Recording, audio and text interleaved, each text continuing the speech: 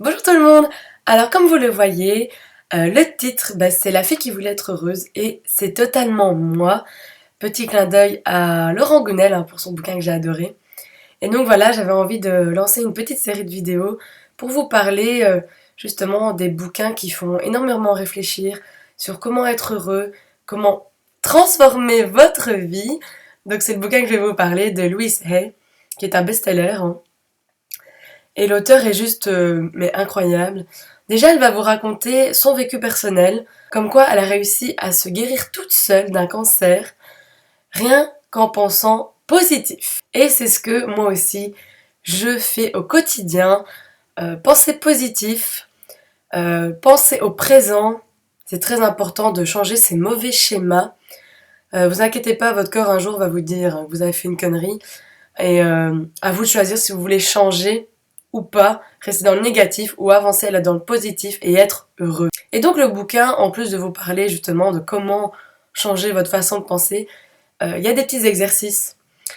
Un exercice qui m'a particulièrement bouleversée, c'est vous vous mettez devant un miroir et vous devez vous dire que vous vous aimez vraiment. Je vous jure, faites-le parce que vous allez vous rendre compte que c'est pas si évident que ça de s'aimer soi-même. Vous allez toujours reprocher quelque chose à votre corps. Oh, je suis trop grosse, mes dents sont pas belles, enfin, que sais-je, j'invente plein de trucs. Et moi, quand je l'ai fait, j'ai commencé à pleurer. C'est vraiment super important de s'aimer soi-même. C'est déjà un bon début vers le bonheur, d'arrêter de se reprocher de n'être pas parfait. Personne n'est parfait. Aimez-vous tel que vous êtes. C'est ça qui est le plus beau, trouver quelqu'un dans votre vie qui va vous aimer tel que vous êtes et ne pas vouloir vous changer. Moi personnellement, je veux pas d'un mec dans ma vie qui me dise «Oh, tu dois maigrir, tu dois faire ça, tu peux pas faire ça». Non, je m'aime tel que je suis aujourd'hui et ça me rend heureuse tout simplement. Et donc le bouquin, il y a plein d'exercices comme ça, le lâcher prise, au niveau de la rancœur, de la vengeance, comment pardonner à quelqu'un, ce qui est très important pour avancer, de souhaiter énormément de bonheur, même aux personnes que vous n'aimez pas. Ça vous permet de lâcher prise, d'être heureux, être en paix avec vous-même.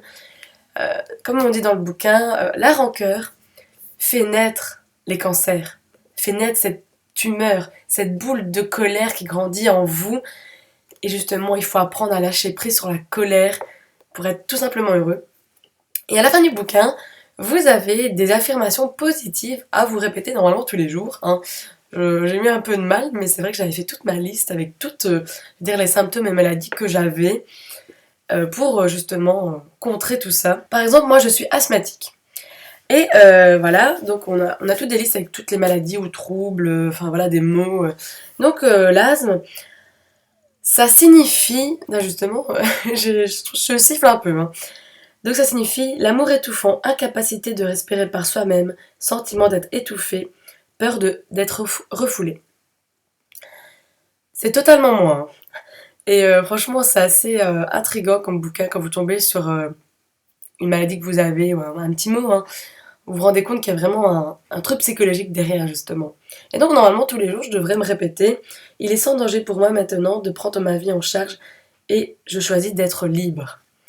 Et bon, voilà, je vous ai dit, tout un temps, j'avais fait toute ma liste pour justement être dans le positif. Et c'est vrai que moi, aujourd'hui, ce genre de bouquin a totalement changé ma façon de penser et ma façon aussi d'analyser mon entourage. Je prends un malin plaisir à analyser les gens autour de moi, leur comportement vis-à-vis de leur vécu, parce qu'on réagit d'une certaine manière, c'est parce qu'il y a un élément vécu derrière, hein.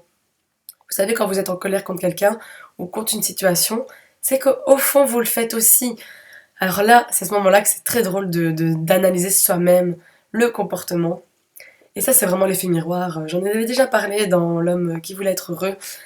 Euh, mais voilà, je vous conseille fortement de le lire si vous avez des petits problèmes, si vous avez besoin d'aide, parce que ça fait énormément de bien de comprendre énormément de choses sur soi, sur son entourage. Et voilà, moi ça a vraiment transformé ma vie et pas que ça. Donc bien sûr, je vous montrerai aussi d'autres livres prochainement. Écoutez, dites-moi si vous connaissez d'autres bouquins dans ce genre-là, parce que j'aime beaucoup moi maintenant tout ce qui est relié à la psychologie. Et on se dit à très bientôt pour une prochaine vidéo. Bye bye. On va commencer comment? On souffle et on commence. Et voilà. Et c'est déjà plutôt pas mal, hein? Le début était pas mal pourtant.